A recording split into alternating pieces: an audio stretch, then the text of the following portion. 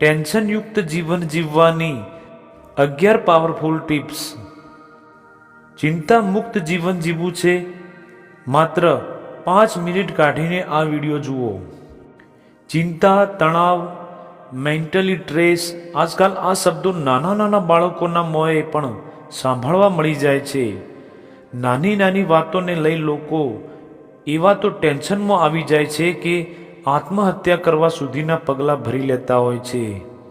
આ ટેન્શન જ્યારે આપણા સૌના જીવનમાં બળજબરીપૂર્વક ઘૂસી આવ્યું છે અને તેને આપણા જીવનમાં પ્રવેશતું અટકાવવું એ લગભગ અશક્ય બન્યું છે, ત્યારે ચાલો આ વિડીયોના માધ્યમથી વાત કરીએ એવી કે કેટલીક ટિપ્સની, જો અમલ કરી તમે તમારા જીવનને સંપૂર્ણ ટેન્શન મુક્ત તો નહીં પરંતુ ટેન્શન તણાવને થોડો હળવો જરૂર કરી શકશો.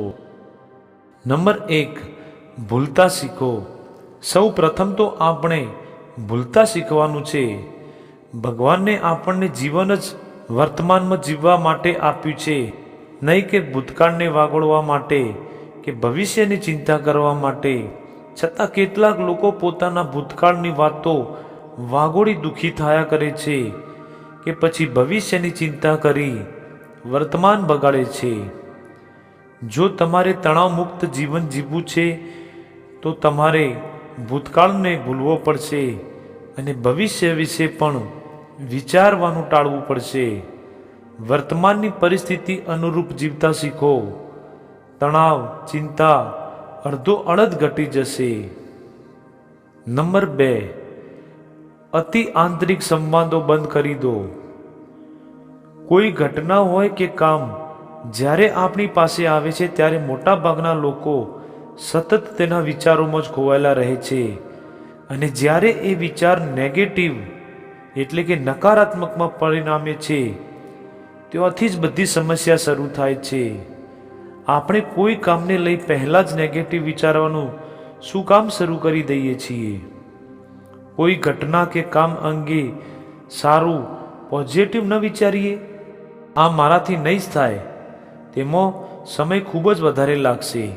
જે લોકો સાથે મારે કામ કરવાનું છે તે કેવા હશે? આમ કામ હજી જ્યાં શરૂ પણ નથી થયું ત્યાં જ નેગેટિવ વિચાર. મિત્રો, આનાથી શું થાય છે? કોઈ પણ કામ કરતાં પહેલાં જ આપણે તણાવમાં આવી જઈએ છીએ અને આપણે આપણું અહિત કરી બેસીએ છીએ. મોટા ભાગે એવું જ થાય છે કે કામ કર્યા બાદ આપણને લાગે છે કે ખરેખર આ કામ આટલું સરળ હતું. હું તો નાહકની ચિંતા કરતો હતો.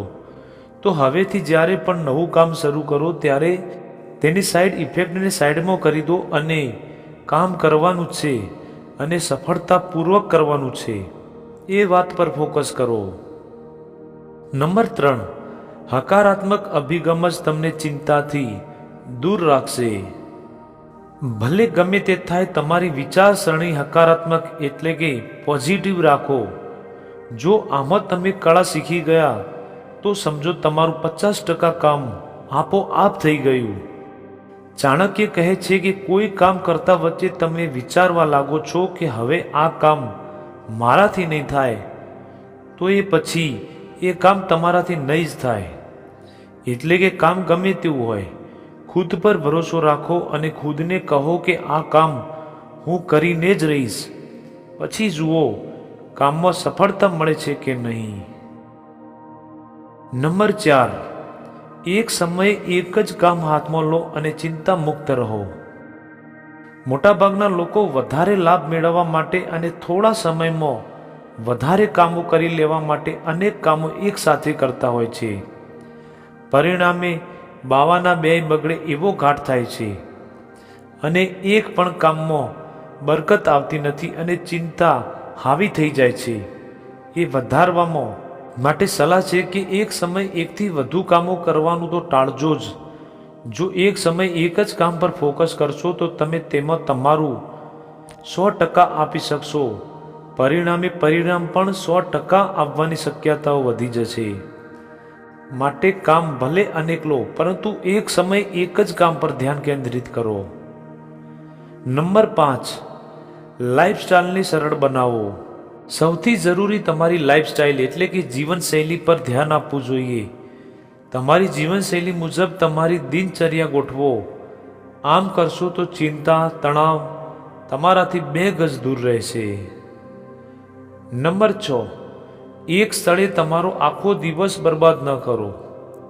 જો તમે એક જ સ્થળે આખો દિવસ એક જ વાતાવરણમાં બેસી રહો છો તો તમારા મનમાં નકારાત્મક વિચારો આવી શકે છે. કારણ કે માનવની માનસિકતા જ એવી હોય છે કે જો તે એક જ જગ્યાએ જરૂર કરતાં વધુ સમય બેસી રહે તો તેનું મસ્તિષ્ક અવળી વિચારે ચડી જાય છે. પરિણામ એ આવે છે કે વ્યક્તિ ચિંતામાં સરી પડે છે. ત્યારે શ્રેષ્ઠ વાત એ છે કે એક સ્થાન પર કામ પૂરતા જ રોકાવાની આદત પાડો. સતત ફરતા રહો, જેનાથી તમને નવું વાતાવરણ મળતું રહેશે અને તમારું મન ખુદ જ પ્રફુલ્લિત રહેવા લાગશે અને ચિંતા તેમાં પ્રવેશી જ નહીં શકે. નંબર 7, પૌષ્ટિક ભોજન પણ જરૂરી. મન દુરસ્તી માટે શરીરની તંદુરસ્તી ખૂબ જ જરૂરી છે. સ્વાસ્થ્ય શરીર નસીબવાળાને જ મળતું હોય છે. માટે આપણે આ તંદુરસ્ત શરીર રૂપી મૂડીને ન માત્ર સંભાળી રાખવાની છે, તેમાં વધારો પણ કરવાનો છે. માટે સારું અને પૌષ્ટિક આહાર લેવાની ટેવ પાડવી પડશે. બની શકે તો માંસાહારથી દૂર રહો અને શાકાહારી ભોજનને જ પ્રાથમિકતા આપો. કારણ કે શાકાહારી ભોજનથી નેગેટિવ પ્રભાવ ઓછો થઈ જાય છે અને મનને શાંત રાખવામાં મદદ મળે છે. એટલે કે તણાવ મુક્ત રહેવા માટે સાદું અને પૌષ્ટિક ભોજન લો, તેના ચમત્કારિક ફાયદા મળશે. નંબર 8, નકારાત્મક વ્યક્તિઓથી દૂર જ રહેજો. નેગેટિવ એટલે કે નકારાત્મક વિચારધારાવાળા લોકો તેની આજુબાજુ લોકોને પણ ભારે નુકસાન પહોંચાડે છે. એક તો એ પોતે કંઈ કરતા નથી અને બીજા કંઈ કરવાનો પ્રયત્ન કરે છે ત્યારે એ નાસીપાસ થાય તેવી જ વાતો કર્યા કરે છે. એનાથી થાય છે એવું કે તમે નવું કામ તો શરૂ કરી નથી શકતા, ઉલટાનું તણાવમાં સરી પડો છો. માટે ભલાઈ આવા નકારાત્મક લોકોથી દૂર રહેવામાં જ છે. નંબર 9, સંયમી જીવન જીવતા શીખો. આજે દરેક વ્યક્તિને ધનવાન બનવું છે અને આમાં ખોટું પણ નથી, પરંતુ વધારે પૈસા કમાવાની લાઈનમાં આપણે તણાવમાં ન સરી પડીએ એ પણ જરૂરી છે. વધારે પૈસા કમાવવાના પ્રયત્નોમાં કોઈ બધા જ સફળ થતા નથી. તેમાં ક્યારેક નિષ્ફળતા પણ મળવાની અને ત્યારે આપણે તણાવમાં સરી પડીએ છીએ. માટે પૈસા કમાવાની ઈચ્છા રાખો, પરંતુ જેટલી તમારી જરૂરિયાત છે તેટલા જ. બીજી મહત્વની વાત એ છે કે કોઈ પણ વ્યક્તિ પોતે ઈચ્છે તેટલું ધન કમાઈ શકતો નથી. ત્યારે ભલાઈ ખુદના ખર્ચા ઓછા કરવામાં જ છે. જરૂરિયાતથી વધારે ખર્ચ કરવાથી બચો. ઉધાર લેવાનું ટાળજો જ. જો આટલું કરશો તો તણાવ, ચિંતા તમારાથી દૂર જ રહેશે.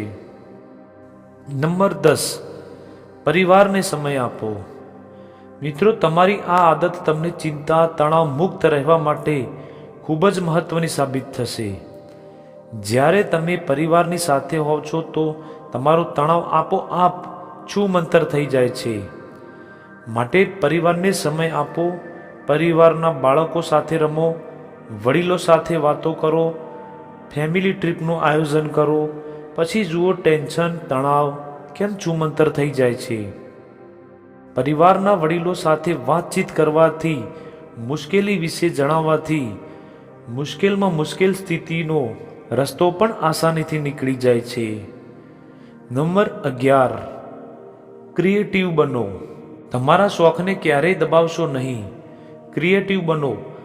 સંગીત, રમતો, વાંચન, ગાયન, અભિનય જે પણ તમને સારું લાગે તો જરૂરથી કરજો. દિવસમાં થોડો સમય કાઢો અને તમારા શોખ પર ધ્યાન આપો. કારણ કે શોખ કે રસનું કામ કરતા સમયે માણસનું સંપૂર્ણ ધ્યાન તે કામમાં જ હોય છે. તે સમય પૂરતું તણાવ, ટેન્શન તેની આજુબાજુ પણ ફરકી નથી શકતો. તો મિત્રો, આ વિડીયોથી તમને હેલ્પ થઈ હશે કે ટેન્શન મુક્ત જીવન કેવી રીતે જીવવું. જો આ વિડીયો તમને સારું લાગ્યું હોય તો પ્લીઝ આ વિડીયોને લાઈક શેર કરજો અને આવા નવા વિડીયો માટે ચેનલને સબસ્ક્રાઈબ જરૂર કરજો.